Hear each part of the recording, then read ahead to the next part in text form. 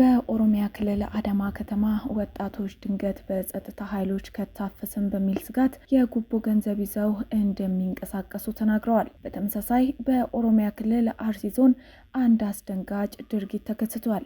የ26 ዓመቱ ሙሽራ በታጣቂዎች በአሰቃቂ ሁኔታ ተገድሎ በአውሬ እንዲበላ እንደሆነ ተሰምቷል።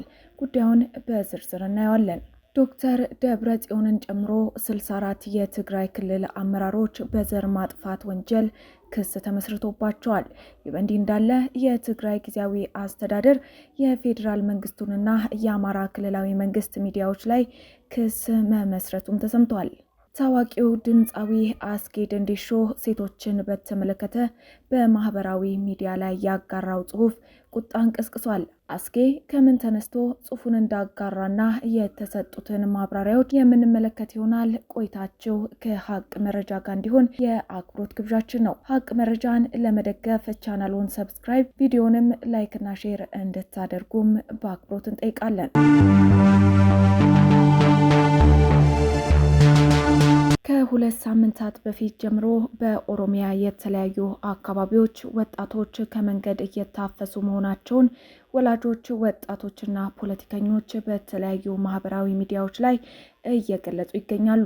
ቢቢሲ ያነጋገራቸው የከተማዋ ነዋሪዎችም በግዳጅ የታፈሱ ወጣቶችን እንደሚያውቁና እነርሱም ባለባቸው ስጋት የተነሳ ድንገት ከተያዘን በሚል ገንዘብ ይዘው እንደሚንቀሳቀሱ ተናግረዋል። ቢቢሲ ከአዲስ አበባ 100 ኪሎ ሜትር ያህል ርቃ በምትገኘው በአዳማ ከተማ የሚገኝና ከመንገድ ላይ ታፍሰው ታጉረውበታል የተባለን አንድ መጋዘንም ተመልክቷል። ይህ የማጉሪያ መጋዘን በመንግስት ባለቤትነት ስር ያለ ሲሆን በርካታ ወጣቶች በአዳራሹ አካባቢ ተሰብስበው ይታያል።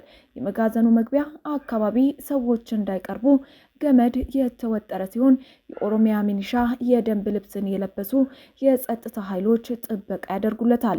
ከመጋዘኑ ውጪ ልጆቻቸው እዚያ መጋዘን ውስጥ የሚገኙ ቤተሰቦች እንዲሁም ባሎቻቸው የተያዙባቸው ሴቶች ተሰብስበውም ይታያሉ። የተወሰኑ ሴቶች ጨቅላ ሕፃናትን ያዘሉ ሲሆን ሌሎች ደግሞ ለቤተሰቦቻቸው የሚሰጥ ውሃና ምግብን ይዘዋል። ቢቢሲ በዚህ የማቆያ መጋዘን አካባቢ ከተሰበሰቡ ሰዎች እንደተረዳው ወጣቶቹ ከመንገድ ላይ ከታፈሱ በኋላ በጸጥታ አካላት ወደዚህ ቦታ የመጡ ናቸው። በህዳር ወር የኦሮሚያ ክልል አስተዳደር አካላትና የጸጥታ ኃይሎች ህጻናትና የአእምሮ ህሙማንን ጨምሮ በርካቶች የመከላከያ ሰራዊትን እንዲቀላቀሉ በሚል በግዳጅ እንደተያዙ የኢትዮጵያ ሰብአዊ መብቶች ኮሚሽን ይፋ ማድረጉ ይታወሳል። በአዳማ ነዋሪ የሆነ አንድ ለደህንነቱ በስጋት ስሙን ከመናገር የተቆጠበ ወጣት ጓደኞቹ ከመንገድ ላይ ተይዘው መታሰራቸውን በመግለጽ እርሱም ስጋት እንደገባው ለቢቢሲ አፋን ኦሮሞ ተናግሯል።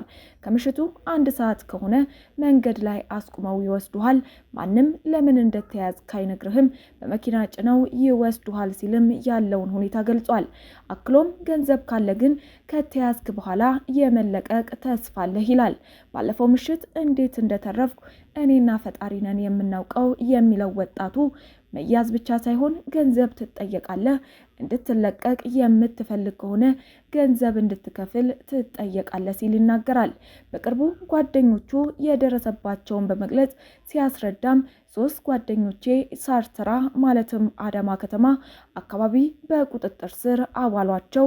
በ10 ሺዎች የሚቆጠር ብር ጉቦ እንዲከፍሉም ተጠየቁ። ከዚያም እነርሱን ለመልቀቅ የግድ 3 ሰዎች መተካት ስለነበረባቸው የእነርሱን ቦታ ከተማ ውስጥ ዞር ብለው ሌሎች 3 ሰዎችን ይዘው ካመጡ በኋላ ነው እነዚህ 3ቱን የለቀቁት ሲል ሁኔታውን ያስረዳል። ቢቢሲ ያነጋገራቸው በአዳማ የሚኖሩ ሌሎች ወጣቶች ድንገት በምሽት በጸጥታ ኃይሎች በቁጥጥር ስር ከዋልን በሚል ገንዘብ ይዘው እንደሚንቀሳቀሱ ተናግረዋል። የስጋት የእነርሱ ብቻ ሳይሆን የቤተሰቦቻቸው መሆኑን የተናገረው የአዳማ ነዋሪ ወጣት ነኝ፣ ቤተሰብ መስርቻለሁ፣ ልጅ አለኝ፣ ከተያዝኩ በሚል ከፍተኛ ስጋት ውስጥ ነኝ፣ ስለዚህ ሰዎች በብዛት ከሚታፈሱበት አካባቢ ርቄ ለመንቀሳቀስ እሞክራለሁ። ገፍቶ ከመጣ በሚል ደግሞ የምለቀቅበትን ብር በኪሴ ይዤ እንቀሳቀሳለሁ ሲል ተናግሯል። በአዳማ ከተማ የጸጥታ ኃይሎች በቁጥጥር ስር የሚያውሏቸው ሰዎች ቁጥርም ለእያንዳንዱ ጸጥታ አባልና ወረዳ አመራር ተተምኖ የተሰጠ መሆኑን እነዚህ ግለሰቦች ያብራራሉ። ቢቢሲ በአዳማ ከተማ የሚካሄደውን አፈሳ እንዲሁም በአስተዳደሩ ላይ ስለሚቀርቡ ወንጀላዎች በተመለከተ ምላሽ ለማግኘት ያደረገው ጥረት እንዳልተሳካ በዘገባው ላይ አካቷል። ለቢቢሲ አስተያየታቸውን የሰጡ የአዳማ ከተማ ነዋሪ አመራሮቹ ምን ያህል ሰዎች እንደሚጠበቅባቸው ተነግሯቸዋል። ስለዚህ ያገኙትን ያፍሳሉ። የተጣለባቸውን ኮታ ለመሙላት ሲሉ ጫማ በመጥረግ ስራ ላይ የተሰማሩትን ሊስትሮች ሳይቀር በቁጥጥር ስር ያውላሉ ብለዋል። ሌላ የአዳማ ከተማ ነዋሪ በበኩሉ በተለያዩ አካባቢዎች ከመንገድ ላይ የሚታፈሱ ሰዎች ላይ ድብደባና የሰብአዊ መብቶች ጥሰት እንደሚፈጸምም ይናገራል። በኦሮሚያ ክልላዊ መንግስት እንዲሁም ከመከላከያ ሰራዊት እየታፈሱ በአዳራሾች ተይዘው ስለሚገኙና የመከላከያ ሰራዊት አባላት የግዳጅ ምልመላ ነው ስለሚባለው ጉዳይ ቢቢሲ አፋን ኦሮሞ ምላሽ ለማግኘት ያደረገው ጥረት እንዳልተሳካ በዘገባው ላይ አካቷል። በሌላ መረጃ ባሳለፍነው ሰኞ በቀን 20/08/2017 ዓ.ም በኦሮሚያ ክልል አርሲ ዞን ስሬ ወረዳ አንድ አስደንጋጭ ድርጊት ተከስቶ ነበር። ወደ ስሬ ከተማ ሲጓዙ የነበሩ 50 ገደማ የአካባቢው ነዋሪዎች ከአዳማ ከተማ በ40 ኪሎ ሜትር ርቀት ላይ ልዩ ቦታው ቀለጣ ወንዝ ተብሎ በሚጠራው አካባቢ በዚህ ዕለት ከምሽቱ 12 ሰዓት ላይ በታጣቂዎች ኃይል በተቀላቀለበት መንገድ ታግተው ተወስደዋል። የአካባቢው ነዋሪዎች የኦሮሞ ነጻነት ሰራዊት ወይንም መንግስት ኦነግ ሸኔ ብሎ የሚጠራው ድርጊቱን እንደፈጸመው ሲናገሩ በመንግስት አካላት እስካሁን የተባለ ነገር የለም። ከታገቱት ሰዎች መካከል እድሜው 26 ዓመት የሆነውና የጋብቻ ስነ ስርዓቱን በመጪው እሁድ ይፈጽም የነበረው ወጣት ዮሐንስ አበራ በአሰቃቂ ሁኔታ በአጋቾቹ ተገድሎ አስከሬኑ በአውሬ እንዲበላ መደረጉን የአካባቢው ነዋሪዎች ለመሰረት ሚዲያ ተናግረዋል። የሟች ቁርጥራጭ አካል ተሰብስቦም በትናንትናው ዕለት በስሬ ከተማ የቀብር ስነ ስርዓቱ በትልቅ ሀዘንና ዋይታ መፈጸሙን ነዋሪዎቹ ተናግረዋል። ነዋሪዎቹ አክለውም ከታገቱት ሰዎች መካከል ነጋዴዎች፣ አረጋውያን፣ የሃይማኖት አባት፣ ወጣቶች፣ ተማሪዎችና ህጻናት ጭምር እንደሚገኙበት ጠቅሰው እስከ 2 ሚሊዮን ብር እንዲከፍሉ እንደተጠየቁም ጠቁመዋል። አካባቢው በግብርና የሚተዳደሩ የአርሶ አደር ማህበረሰብና የተለያዩ ብሔር ብሔረሰቦች ተከባብረው የሚኖሩበት ወረዳ ሲሆን ታጣቂዎቹ በተለያየ ጊዜ የአካባቢውን ማህበረሰብ ለማጥቃት ተደጋጋሚ ሙከራዎችን ሲያደርጉ መቆየታቸውን ነዋሪዎቹ ተናግረዋል። አካባቢው በትልልቅ የጸጥታ ስጋት ስር የወደቀ ሲሆን የአካባቢው ማህበረሰብ በሰላም ወጥቶ መግባት 40 ኪሎ ሜትር ወደ አዳማ ከተማ በነጻነት ተጉዞ መመለስ እንኳን እንዳልቻለ ነዋሪዎች ተናግረዋል። በቅርብ ጊዜ እገታው እስከተፈጸመበት ድረስ ጥበቃ የሚያደርጉ አካላት ቦታውን ለቀው በመውጣታቸው ምክንያት ይህ አደጋ ተከስቷል ያሉት ነዋሪዎቹ የታገቱ አካላት በአስቸኳይ እንዲለቀቁ፣ በአሰቃቂ ሁኔታ በግፍ ለተነጠቀው ወንድማችንም ፍትህ እንዲሰጠን እንዲሁም በቀጣይ የአካባቢው የጸጥታ ሁኔታ አሳሳቢ በመሆኑና መሰል ችግሮች ከመከሰታቸው በፊት መንግስት ለጉዳዩ ልዩ ትኩረት እንዲሰጠውና የአካባቢውን ጸጥታ እንዲያረጋግጥልን የፌዴራል መንግስትንና ለኦሮሚያ ብሔራዊ ክልላዊ መንግስት አድርሱልን ሲሉ ተማጽኗቸው ልከዋል። በድርጊቱ ዙሪያ የኦሮሚያ ኮሚኒኬሽንን መረጃ ለመጠየቅ የተደረገው ሙከራ አልተሳካም።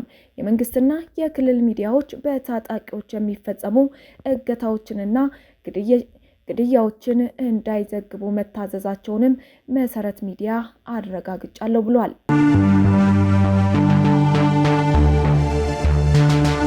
በህወሓት አመራሮች ላይ ክስ ተመስርቷል። 18 ከፍተኛ የትግራይ አመራሮችን ጨምሮ በዘር ማጥፋት ወንጀል 64 ሰዎች ተከሰዋል። ዶክተር ደብረጽዮን ገብረ ሚካኤልን ጨምሮ 18 ከፍተኛ የትግራይ የፖለቲካና የጦር መሪዎች በፌዴራል መንግስት በተሾሙ 64 የጊዜያዊ አስተዳደር አመራሮችና ሰራተኞች ላይ ከጥቅምት 2013 ዓ.ም እስከ ጥቅምት 2015 ዓ.ም ድረስ በነበረው የትግራይ ደም አፋሳሽ ጦርነት የዘር ማጥፋት ወንጀል ፈጽመዋል በሚል ክስ ቀርቦባቸዋል።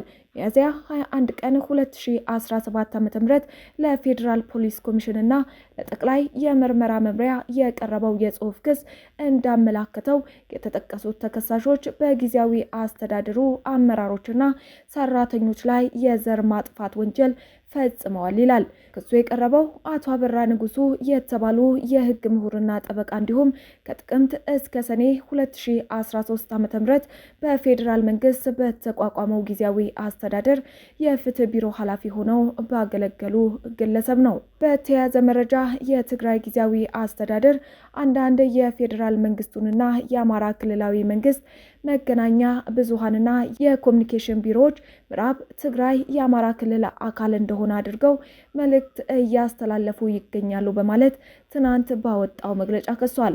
ይህ አይነት ድርጊት ግጭት ሊያስከትል የሚችል በጣም አደገኛ ድርጊት ነው በማለት ጊዜያዊ አስተዳደሩ አውግዟል።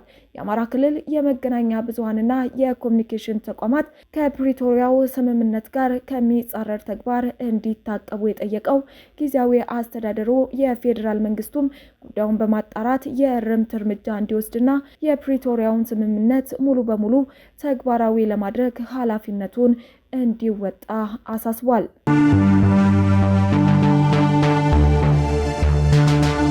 በጋሞኛ ሙዚቃዎቹ በስፋት የሚታወቀው ድምፃዊ አስገኘው አሽኮ ወይንም አስጌ ደንዴሾ በፍቅር ያበደች ሴት ካሳየኸኝ እኔ የማይሞት ሰው አሳይሃለሁ በሚል በማህበራዊ ሚዲያ ያሰራጨው መልእክት የተለያዩ አስተያየቶችንና ትችቶችን እያስተናገደ ነው። ሁሉንም ሴቶች በአንድ ላይ መፈረጅ አልነበረበትም በሚል ትችትን ያስተናገደው ድምፃዊው ሴት ልጅ በፍቅር አታብድም፣ ምክንያቱም ሴት አታፈቅርም፣ ሴት ልጅ የምታፈቅረው የወንድ ልጅ ብቁነቱን ወይንም ኳሊፊኬሽን ነው፣ ብር፣ ቁመናና ደህንነት ወይንም ፕሮቴክሽን ነው ሲል በአንድ ላይ በጥቅሉ የሴት ልጅ ፍላጎት አስቀምጧል ተብሏል።